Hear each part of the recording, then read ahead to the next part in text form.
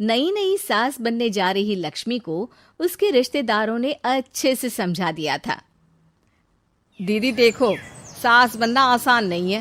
कहने को बहू आ जाती है, लेकिन सारे घर में हक ऐसे कर लेगी जैसे तुमने तो इतने साल से घर के लिए कुछ किया ही ना हो।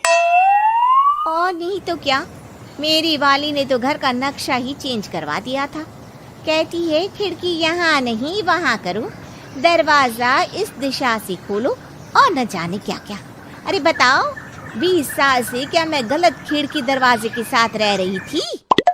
तभी वहाँ बेटी आ जाती है।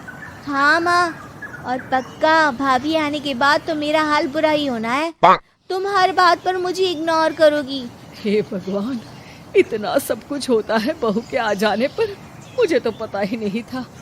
अरे एक हमारा जमाना था। अरे हमारा जमाना तो भूल ही जाओ कि सास के हाथ में कमान होती थी और हम कठपुतली। जीवन भर कठपुतली ही रहना है, पहले सास की और अब बहू की।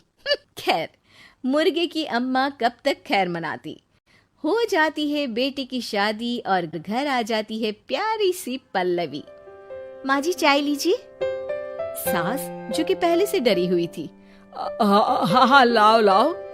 लेकिन चाय पीते ही थू, अरे इसमें किरकिरा सा क्या है? चाय में चीनी तो है ही नहीं। माँ जी वो ये बता रहे थे कि आपको शुगर की बीमारी है, तो मैंने चीनी की जगह गुड़ का पाउडर डाला है, वो शुगर के लिए ठीक रहेगा। सास गुस्से से लाल हो जाती है। अरे नहीं नहीं, मैंने जीवन भर चीनी की ही चाय पी है, तो मैं तो चीनी वाली ही चाय पीऊंगी। तुम आई और मैं नियम बदल दूं? ऐसी सास नहीं हूं मैं, समझी? पल्लवी को समझ में नहीं आता कि सास को हो क्या गया है। अरे माँ जी हुआ क्या है, आप तो भड़क गई। तभी वहाँ ननद आ जाती है। तो आप काम ही ऐसा कर रही है ना भाभी? अरे भाई, मैंने क्या किया? शुगर के पेशेंट को चीनी नहीं पीनी चाहिए, तो मैंने चाय में चीनी नहीं डाली। इसमें मुझे तो नहीं लगता कि मैंने कुछ गलत किया। भाभी पहली बात ये कि जबान चलाने की जरूरत नहीं है, क्योंकि हम लोगों को भी बोलना आता है। बाकी आपका क्या मतलब है कि हम लोग माँ का ख्याल नहीं रखते हैं? आपको ही सारी साइंस की नॉलेज है। पल्लवी समझ जाती है कि इन लोगों के दिमाग में बहू को लेकर धारणा गलत ही है, इसलिए वो बिना कुछ बोले वहां से चली जाती है। थोड़े दिनों बाद जब पल्लवी ड्राइंग रूम के पर्दे बदल रही थी, पंछी पन्नू उड़ती फिरूं मस्त गगन में, आज मैं आजाद हूँ दुनिया के चमन में।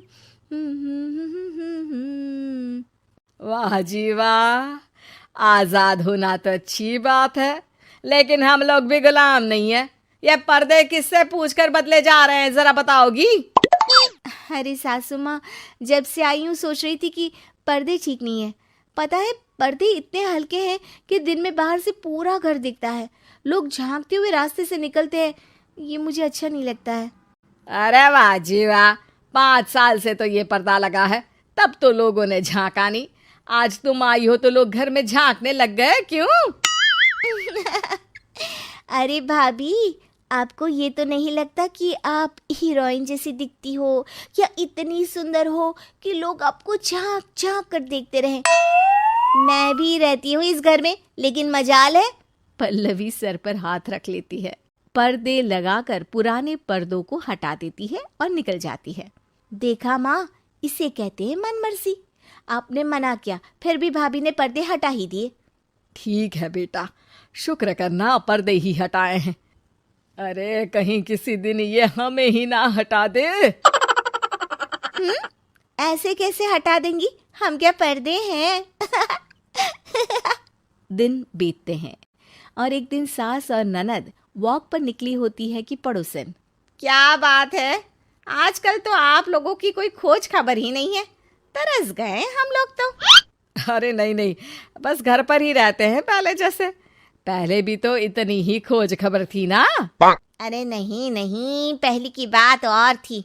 और बताओ बेटा, बॉयफ्रेंड से चक्कर चल रहा है कि खत्म हो गया? पहले तो पर्दे से दिख जाता था कैसे तुम सारा दिन टेलीफोन पर लगी रहती थी, कभी शर्माती कभी रोती। अब तो पर्दे भी मोटे लगा लिए तो कुछ ठीक से दिखाई भी नहीं देता।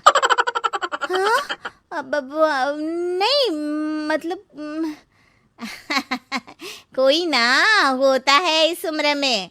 और बताओ बहन जी, बेचारी बहू से तो पहले रोज तानेबाजी होती थी आपकी, रोज देखती थी कैसे उस पर आप दोनों मिलकर बरसा करती थी।